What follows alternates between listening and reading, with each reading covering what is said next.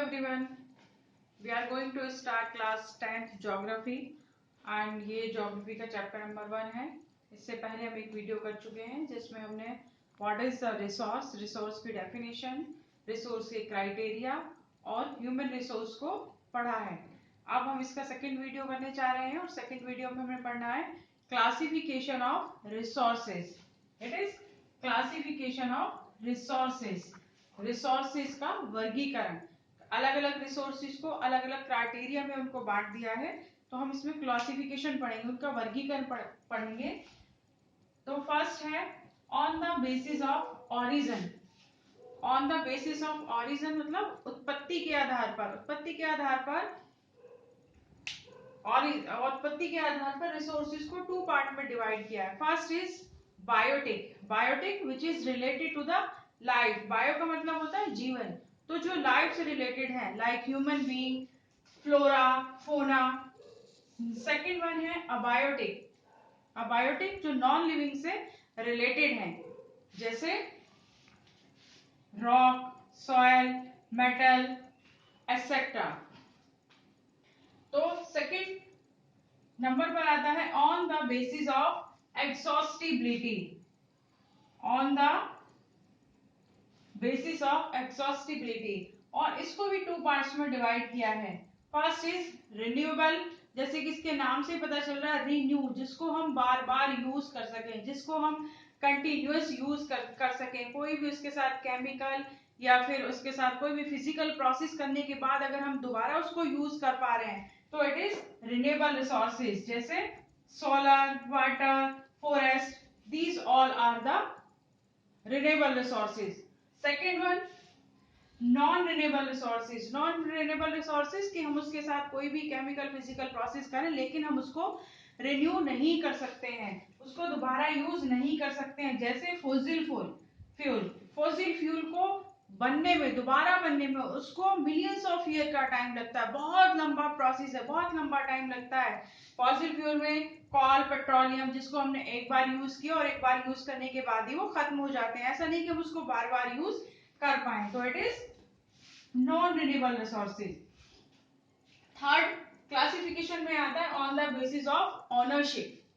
On the basis of ownership, स्वामित्व के आधार पर। उसमें फर्स्ट है individual resource. Individual resources, resource जो किसी एक व्यक्तिगत संबंध, जिसका किसी से व्यक्तिगत संबंध है, जैसे मेरी कार, मेरा घर, मेरा या फिर किसान का कोई फील्ड, उस पर उसी का आधार है, उसी का अधिकार है, किसी दूसरे का अधिकार नहीं है, तो वो हुआ on the ownership. Second community owned resources. Community owned resources का मतलब है कि जिस पर एक पूरे समुदाय का, पूरी कम्युनिटी का अधिकार है, ऐसा नहीं कि कुछ ही लोगों का अधिकार है। जैसे कि ग्रेजिंग लैंड, जैसे कि गांव में ग्रेजिंग लैंड होती है तो वहां पर जो भी लोग हैं वो सब अपने जानवरों को वहां पर चरा सकते हैं। पब्लिक पार्क, पब्लिक पार्क सारी पब्लिक के लिए, पूरी कम्युनिटी के लिए, सब लोग उसको यूज कर सकते हैं। और वैसे ही प्लेग्राउंड, प्लेग्राउंड में कोई भी आ सकता है और उसको यूज कर सकता है। तो these all are the community owned resources, की पूरे समुदाय का, पूरी कम्युनिटी का उस पर राइट है। उसके बाद आता है बच्चे नेशनल रिसोर्स। नेशनल रिसोर्स जो किसी भी नेशन की पॉलिटिकल बाउंड्री के अंदर रिसोर्सेज आते हैं, जैसे कि रोड है, कैनाल है, ब्रिज है, रेलवे ट्रैक है, वो सब क्या है, वो सब नेशनल रिसोर्सेज हैं। और 12 नॉटिकल माइल्स तक का जो ओशन है, 12 नॉटिकल माइल्स या फिर 19.2 किलोमीटर तक का जो पॉलिटिकल बाउंड्री के बाहर का जो ओशन है, उसको, वो भी कंट्री के रिसोर्सेज में ही आता है, वो भी नेशनल रिसोर्सेज में आता है कि 12 नॉटिकल तक कोई भी नेशन उसको यूज कर सकता है, उसके बाद उसको यूज नहीं कर सकता है। Then international resources. International resources, अच्छा नेशनल रिसोर्सेज में जो कम्युनिटी और इंडिविजुअल रिसोर्सेज है वो भी नेशनल रिसोर्सेज में ही आते हैं। मतलब अगर गवर्नमेंट पब्लिक वेलफेयर में किसी की जमीन को लेकर वहां पर रोड बनाना चाहती है, ब्रिज बनाना चाहती है, तो वो भी उसी के अधिकार में आती है, वो उससे ले सकती है पब्लिक वेलफेयर के लिए। After the international resources, international resources अंतरराष्ट्रीय संसाधन, अंतरराष्ट्रीय संसाधन जो 200 नॉटिकल माइल्स के बाद जो ओपन सी है उसको यूज करना, कि कहीं पर समुद्र में अगर बहुत सारे रिसोर्सेज हैं तो उसको अगर यूज करना है तो उसके लिए वो इंस्टीट्यूशन से, जो इंटरनेशनल इंस्टीट्यूशन के द्वारा रेगुलेट किए जाते हैं, उनकी परमिशन के बाद ही 200 नॉटिकल माइल्स के बाद का जो सी है उसको हमें अगर यूज करना है तो वो इंटरनेशनल इंस्टीट्यूशन से कुछ परमिशन के बाद हम उसको यूज कर सकते हैं। ओके, अब बच्चे आता है नंबर 4 क्लासिफिकेशन पर, on the basis of the status of development. On the basis of status of development, development का जो स्टेटस है उसके आधार पर हम रिसोर्सेज को वर्गीकृत कर सकते हैं। इसमें फर्स्ट है पोटेंशियल रिसोर्सेज। पोटेंशियल का रिसोर्सेज का मतलब है कि रिसोर्सेज के अंदर जितनी एनर्जी है, जितना पोटेंशियल है, उनको यूज तो किया जा रहा है, लेकिन जितना पोटेंशियल उसके अंदर है उतना उसको यूज नहीं किया जा रहा है। जैसे गुजरात और राजस्थान में विंड एनर्जी और सोलर एनर्जी। ओके बच्चे, नेक्स्ट वन है डेवलप्ड रिसोर्सेज।